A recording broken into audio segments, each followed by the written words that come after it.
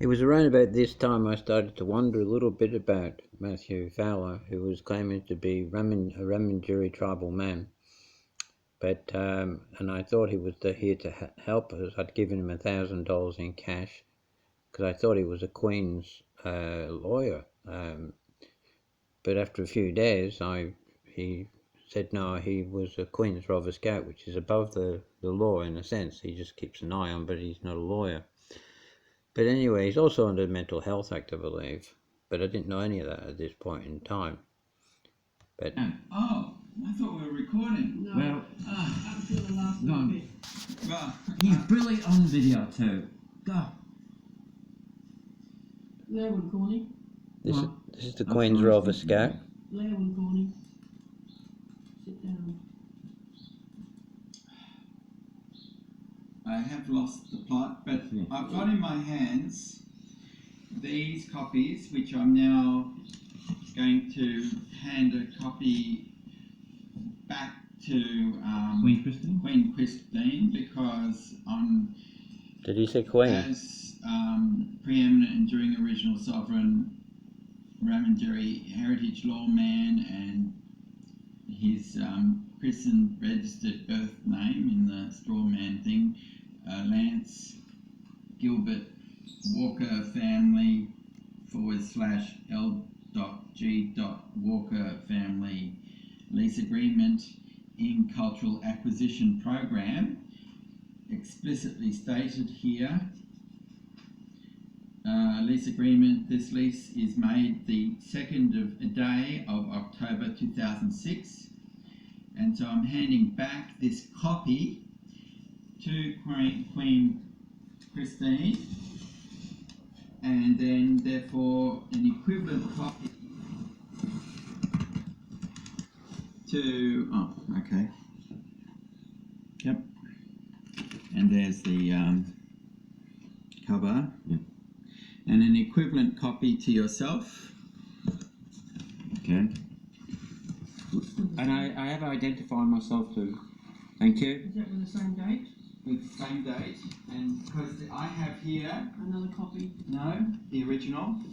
So I'm operating here on my honour as another of Her Majesty's Queen Scouts since 1982, and fully invested by the rights of St George Rover Scouts Baden-Powell awardees. So I reiterate that not once but twice I've gone to Her Majesty's Vice-Regal Representatives Government House and received in my right hand Her Majesty's Queen Scout Award Certificate and Baden-Powell Award certificate, and shaken by my left hand Her Majesty's Vice-Regal Representative Chief Scout of New South Wales, which on the 22nd of August 1770, then Lieutenant James Cook took possession at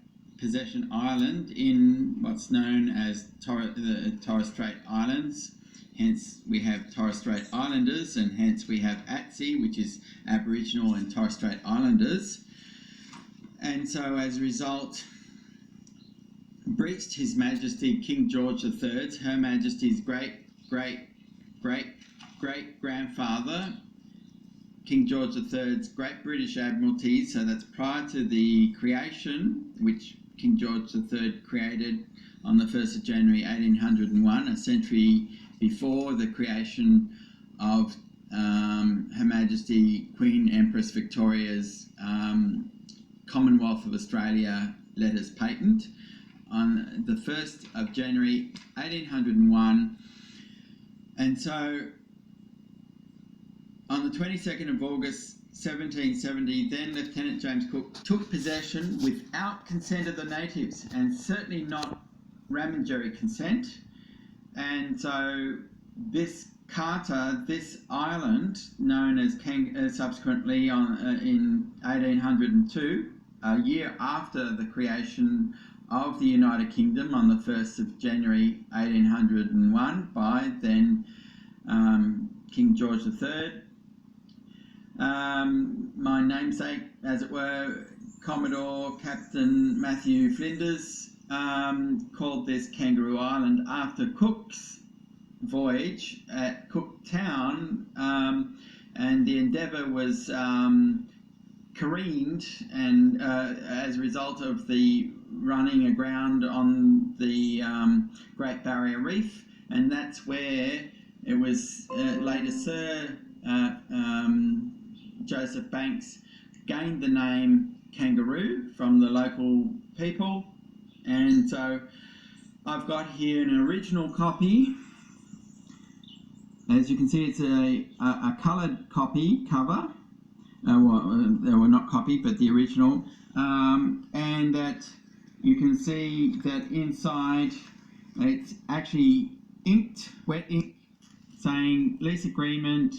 This lease is made on the 2nd. You can I'm just trying to get the right, there we go. Wet ink, you can see it's in blue, wet ink. The 2nd day of October 2006. So you can see Queen, on the basis of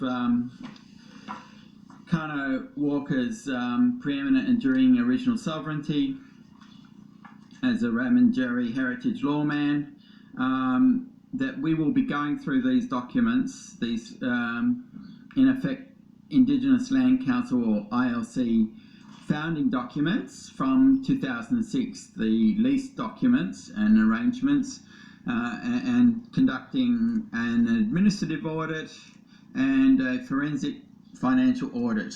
And I'll be asking my accountant, who's a registered accountant and auditor, as he was in 2004, of the Kangaroo Island Economic Development Board when I was there as their demand aggregation or broadband demand aggregation project officer. That's why I asked Chris Whittam to become my accountant, because I knew he must be a real man, and he still is today, honourable. And so I'll be asking him to assist formally, with your consent, Christine, to assist me and therefore we, including Nighthawk here, and any others that you, and of course Umbalara Vivian Greenfields as the chair of the, as you can see here, Lance Gilbert Walker family /L.G. Walker family incorporated within Her Majesty's Crown Claim. Again, I refer back to the 22nd of August 1770. That was clearly that claim that taking possession on the 22nd of August was without consent of the Ramanjeri, and therefore breached His Majesty King George III's Great British Admiralty's secret sealed orders or instructions from the 30th of July 1768, which explicitly stated to take possession with consent. With consent. And so clearly there needs to be, in my mind at least, and I'm not an international lawyer to know. It was quite interesting there after all this speech to find out. Posthumous. I found that Matthew basically has got this island registered as Carter Enterprises, Cartan, Pty Ltd, and Cartan. And he was the warden, Queen's Robber Scout, and so forth. And this Ramanjeri tribe just turned out to be basically a mining company at the end of the day. But believe that or not, thank you.